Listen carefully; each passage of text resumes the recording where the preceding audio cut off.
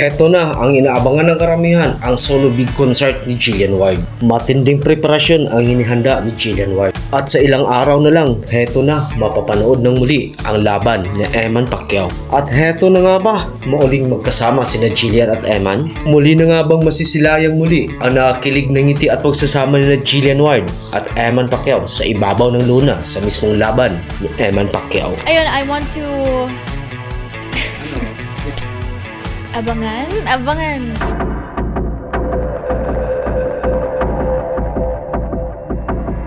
Papa you at Showbiz Top List.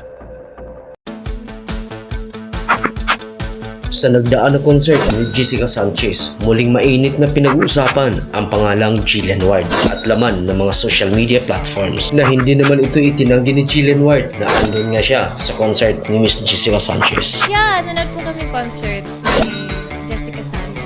Pero hindi yan ang nagpainit sa usapin ni Jillian Ward. Kung hindi ang kanyang kasama or ang kasama ni Jillian Ward. Spotted kasi silang nanood sa concert ni Jessica Sanchez. Dalawa sila ni Kobe Brown.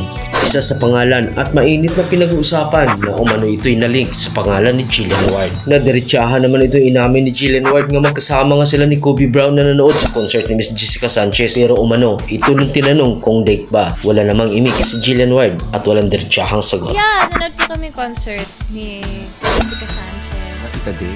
Grabe, the date! Kayo talaga, pag nakikita kayong kasama ko, date agad.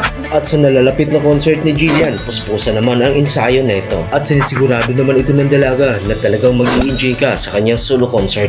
At first time itong gawin ni Jillian Ward ang kanyang solo concert. Sino ba ang big reveal mo dyan? Abangan.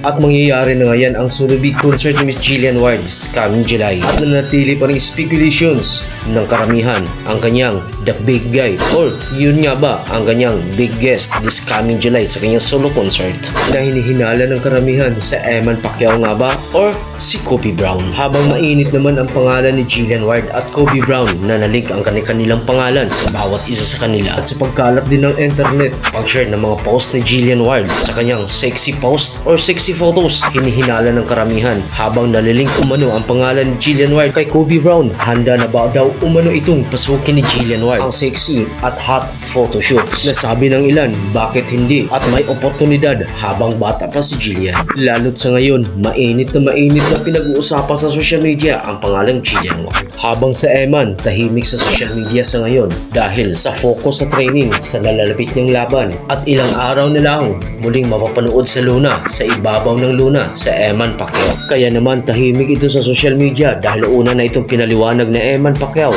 kung malalapit na ang kanyang laban, walang cellphone na hawak, walang gadgets na hawak at iwas sa mga social media. At ang malaking katanungan ng mga solid fans at ang mga nag-aabang kung muli pa bang magkikita sina Jillian Ward at Eman Pacquiao sa nalalapit na laban or sa mismong laban ni Eman Pacquiao. Muli pa bang magkikitang muli ang suporta ni Jillian Ward at ang pamilya nito kagaya nung pag-trending nilang dalawa? Pero hinala naman ng ilan, tahimik lang sa Eman at si Jillian ngayon. Pero paano naman sa mainit naman na pinag-usapan kasi ang pangalang Jillian Ward at Kobe Brown at medyo madami-dami na rin ang clips na kumalat sa social media na magkasama nga ang dalawa. Pero hanggat walang confirmation into publicity at walang sasabihin sina Jillian Ward, Kobe Brown, Eman Pacquiao, wala tayong sasabihin. Pero marami pa rin umaasa na muling makita at masilayan ang ngiti ng dalawa na Jillian Ward at Eman Pacquiao.